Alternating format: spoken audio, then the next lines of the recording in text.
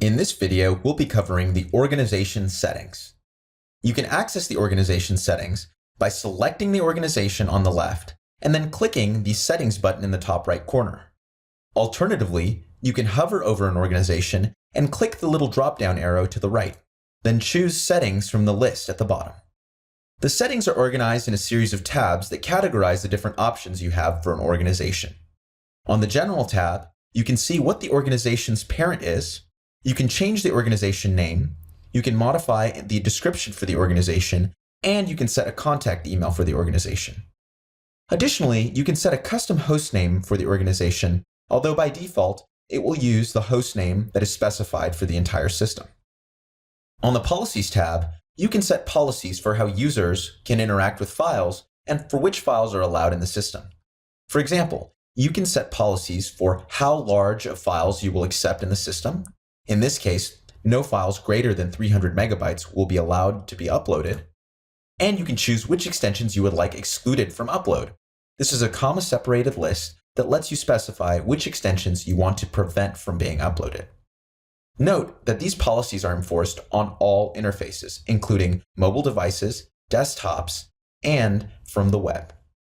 From the folder backup settings, you can choose whether or not you want to allow users to create their own backups, and whether or not you want to allow users to share their own files with third parties. If you disable these tabs, these features will become unavailable from all interfaces. The file trim settings allows you to manage how revisions are handled within the system. You can choose to allow users to erase their own revisions, which essentially allows them to delete all of the incremental changes that are made to a file. For example, if you modify a file 3 times, you will have 1, the most current revision, and 2 and 3, the previous revisions. Trimming revisions allows users to delete the second and third revision. You can also choose to allow the system to auto-erase revisions on an interval. This is an intelligent erasure in that it only erases revisions for files unchanged in the interval that you specify. In this case, we would only delete revisions 2 and 3 if the file itself had not been changed in 60 days. The assumption being that revision 1, or the most current revision, is the one that the users want to keep. From the file purge settings, you can choose to allow users to erase deleted files. This means that files that are deleted but not permanently deleted or purged can be erased by users. In the system, any file that is deleted via a mobile device, a desktop client, or the web needs to be permanently deleted in order to be fully erased from the system. This option allows users to execute the permanent delete. You can also choose to permanently delete files that have already been deleted by checking this option, and choose to delete those files on a specified interval. You can also set to throttle bandwidth for an organization. The first field allows you to throttle bandwidth outright. The second option allows you to throttle bandwidth on a schedule. In this case, it would set an exception, where it would use the first option except for on the days or time period that you specify. In the email field, you have the ability to configure your own email server. This email server will then subsequently be used for any account invitation emails, any reset password emails, any alerts, and any share emails. By default, the system provides an email server that you can use.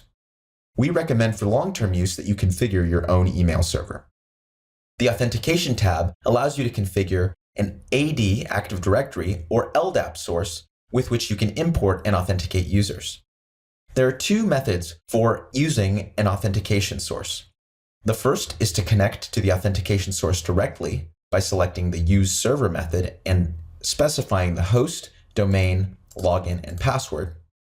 The second, especially if the AD server or LDAP server is behind a firewall or a protected environment, is to install one of the sync clients onto the AD server or LDAP server, then choose the sync client from this dropdown and specify your host, domain, login, and password subsequently. This way, the system will be able to communicate with the sync client behind the firewall, and the sync client will proxy all of the AD and LDAP credentials over a secure port in an encrypted manner. The PSA tab allows you to configure a professional services automation tool to push tickets and activity to the PSA tool of your choice. The Branding tab allows you to customize the look and feel of the system and of the clients. You can choose to specify your own logo, which will appear in the top left corner. You can choose to specify a custom splash screen, which will appear every time a user logs into their mobile app. You can choose to specify a custom icon, which will change the favorite icon on the website and also change the icon for the desktop client. And you can choose to specify your company name, company URL, and even the program name and folder name of the desktop client when it's installed. The delete option allows you to delete an organization. For obvious reasons, you can't delete an organization that you're a member of. However, for organizations that you're not a member of, you can delete them, but you will be prompted in the case that there are users or data that exist within the organization. That about covers it for the organization settings.